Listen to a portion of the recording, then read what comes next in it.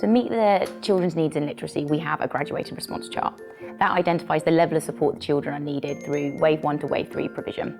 We try and meet our children's literacy difficulties through whole class support, so that it's what's happening in the classroom to help them to access the learning. Max threw rocks at his mum.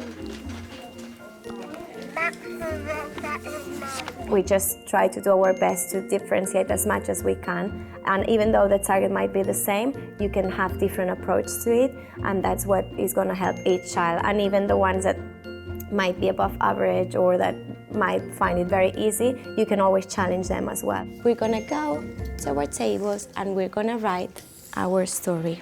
If we find through progress data and interventions that they're not quite making the progress we'd expect, it's then like we need to up our level of support, and they might come out of class to do some specialised group work around their specific targets or a particular area of difficulty that they have, and they need a little bit more input there.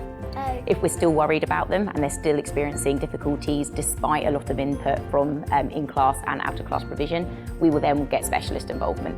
So it might be an educational psychologist, it might be asking the Drive for Literacy team to come in and say, what's your advice here? We're not too sure what else we can do. Can you give us some help? Yawn. Yawn. Yawn. Okay, try again.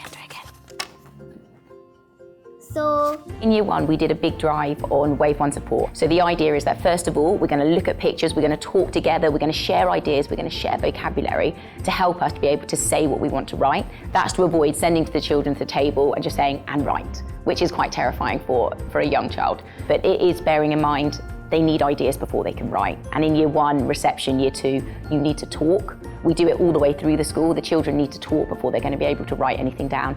And we need that passion. They need to be excited.